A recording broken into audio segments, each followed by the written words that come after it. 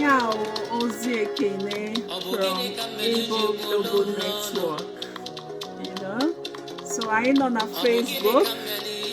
It was supposed to be our Facebook live program today. It was not here already in our Facebook. So I got your Able Global Network Facebook page. Kele ihe anyị megoro na ekene kenere m nkịta.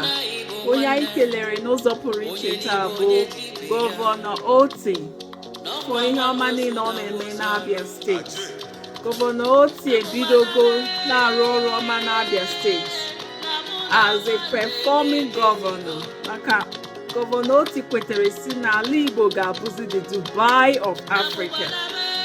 And that is in line with the objectives of Igbo Global Network. So ka anyị gbara na egwu, onye iwe na-ewe, egwu ahụ for you.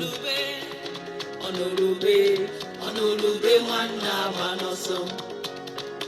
Ọnụrụbe nwanne agbakwa n'ọsọ. Ala Igbo bụ nke anyị. Anyị agaghị ahapụ ubi anyị na oruru ahịhịa. Ọnụrụbe nwanne agba n'ọsọ. Agba n'ọsọ. N'imezi ala Igbo, all our governors, all senators, House of Rep members, akwa ụmụ Igbo na-ebe ọ na-emetụkwa gị n'obi. Oge ruo na mgbe anyị ga-agba izu dịka ụmụnne ka anyị wee mezi ala Igbo. A na-eri n'onwe ha. Mba. Yeah. Ọ bụ eziokwu, anyị niile bụ nwanne. Eziokwu ka ọ bụ, Chukwu ekwe na ndị iro chịa anyị ọchị. Onye jebozi ibe ya, onye ribo onye ti ibe ya. Ndị gọvanọs agụọ na-agụkwa ụmụnne anyị o. Anyị chọrọ more factories, more industries. Yes, so na mụ na nwanne m emezigo. Gị na nwanne gị mezie, ihe a bụ Christmas ka a na-agba. Yiri iwe gị nyetụ nwanne gị. Ihe Igbo Global Network na-agwa anyị taa. Ozi ekene kenere m ka anyị nọ na ya. Anyị na-ekele ụmụ Igbo zuru ezu ndị na-eme ihe ọma n'ihe gbasara nwanne na-emetụ n'ahụ. Iwe nwanne eru n'ọkpụkpụ.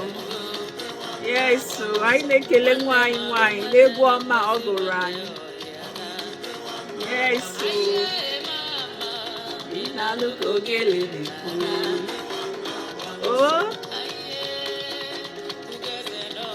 Ọnụrụbe nwanne agba n'ọsọ. Makado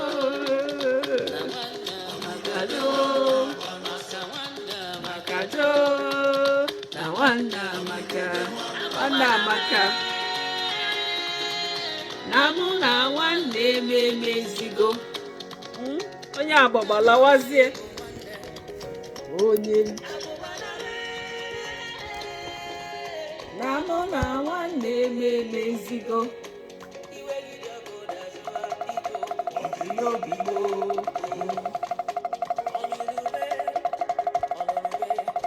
Ọnụrụbe nwanne agba n'ọsọ.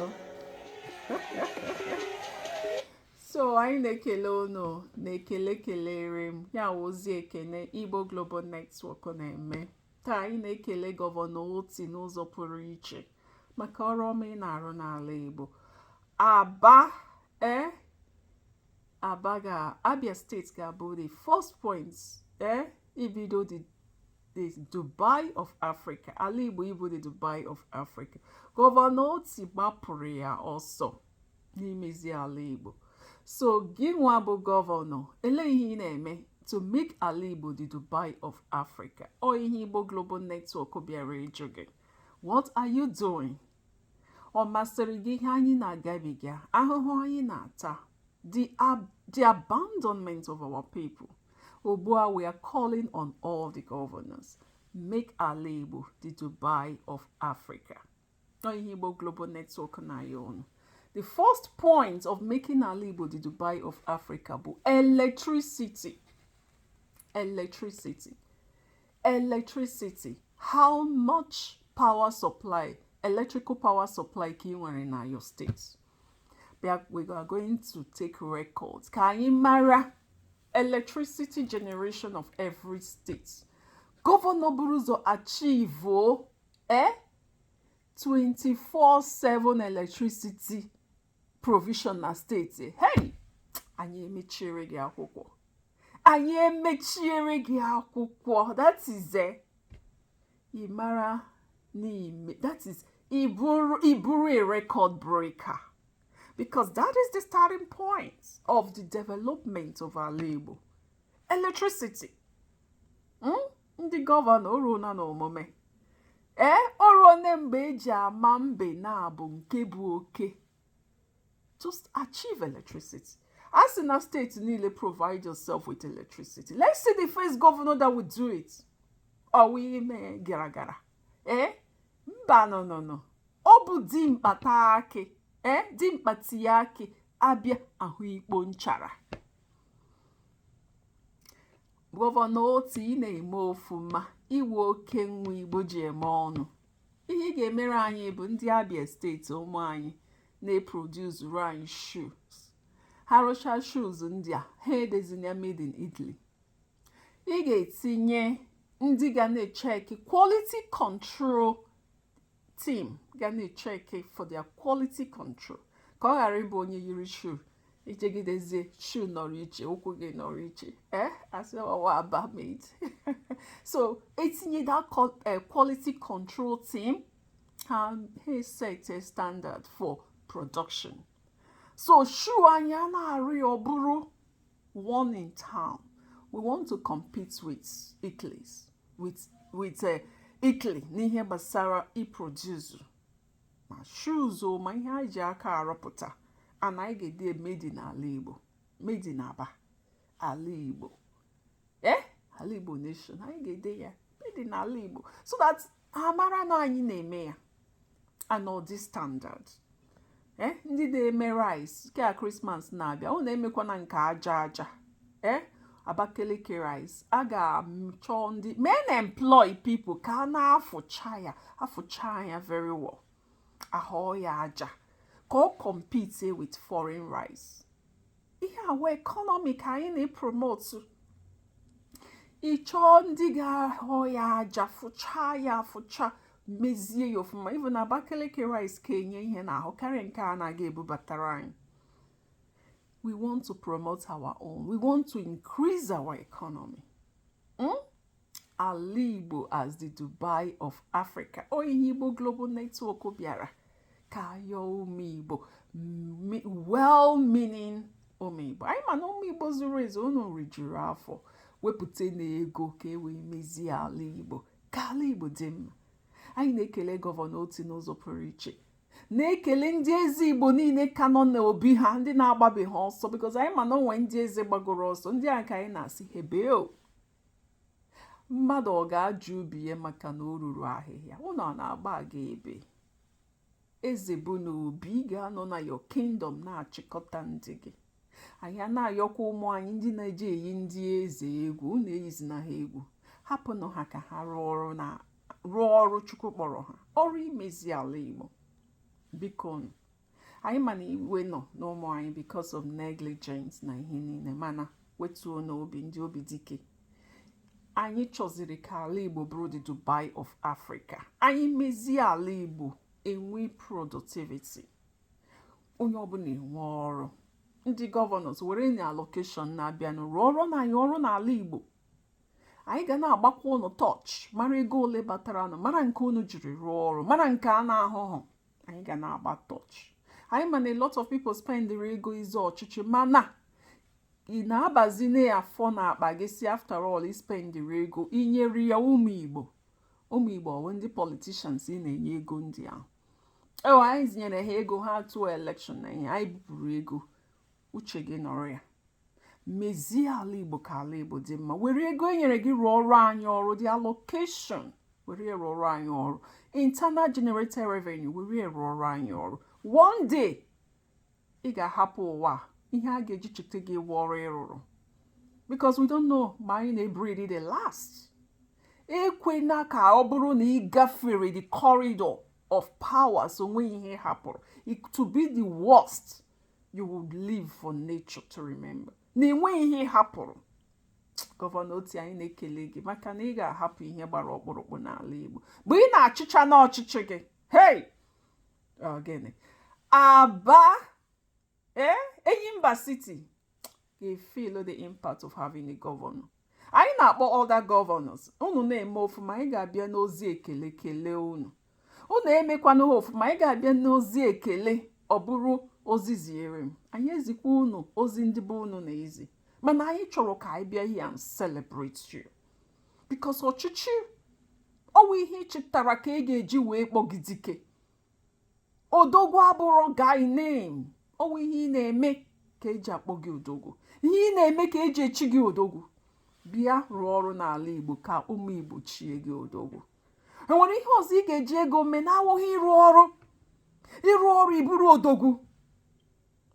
Jisi ike. Ekwene ka achọọ gị achọ n'ime ihe ọma n'ala Igbo. Igbo Global Network na-ekele executives ha niile ndị na-achịkọta anyị. Onye isi anyị ugbu a, Maazị Onowu. Oge nwa bụ the president Igbo Global Network. Nke anyị na ya na-arụ ọrụ ala Igbo n'ụzọ pụrụ iche. Anyị na-ekele Dr. Egemba, the advisory team. Onye nwa bụ onye isi ha na-achịkọta ndị na-anya anyị ndụmọdụ. Anyị na-ekele Dr. Asọpụrụ Okemgbe, o so na ndị ndụmọdụ Igbo Global Network nwere. Anyị na-ekele papa anyị nnukwu Dr.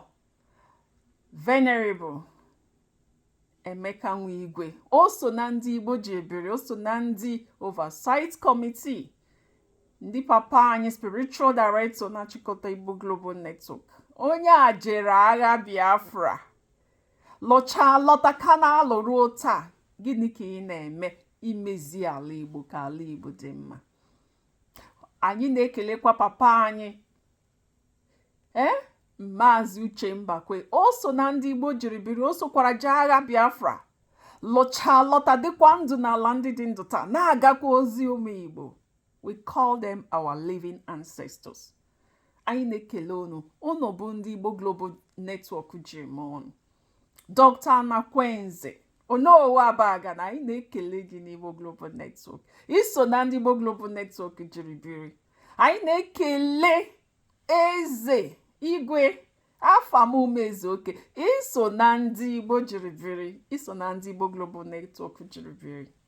Anyị na-ekele Adịide, iso na ndị Igbo Global Network jiri biri. Na-ekele Ada Lovett, iso na ndị Igbo Global Network jiri biri. These are the leadership of Igbo Global Network. Anyị nwekwara ndị ọzọ dị iche iche. Maazị Izuchukwu, Maazị Kingsley, Prince Jerry, so na ndị Igbo Network jiri biri. Maazị Ndubisi, anyị na-ekele gị, so na ndị Igbo Network jiri biri. These are the leadership of Igbo Global Network and many others. Nke anyị na-akpọ ha niile ugbu a. Barrister Onovo, iso na ndị Igbo Global Network jiri biri. Anyị na-ekele unu n'ụzọ pụrụ iche. Anyị na-ekele ụmụ Igbo zuru ezu. Christmas eruwe na onye emekwana ihe ọjọọ, onye erikwana sọ ya, iriwe inyetu nwanne gị, onye riwe ya cheta ibe ya. So anyị na-ekele Eziada Her Excellency Lancaster Okoro, Mma Okoro, iso na ndị Igbo Global Network jiri biri. Ọ ga-ebu onye na-achịkọ ụmụ nwaanyị n'Igbo Global Network. Anyị na-ekele ụnọ niile, ma onye a na-akpọ ha aha, biko ewe n'iwe, iso n'ihe a na-eme, iso na ndị Igbo Global Network jiri biri. Our son, it is well. Ana akpọkarịa it is well. Iso na ndị anyị jiri biri n'Igbo Global Network. Gaa na Facebook ka ị chọọ anyị Igbo Global Network. Ị ga-ahụ ozi anyị nyere for ozi ekele nke this week. So next week anyị ga-agakwa nyekwa ozi ekene ọzọ. God bless you. Daalụ nọrị nne ụmụ Igbo. Christmas eruo, erikwana sọ gị. Etinyekwana aka n'ihe ọjọọ ka ị wee gbaa Christmas.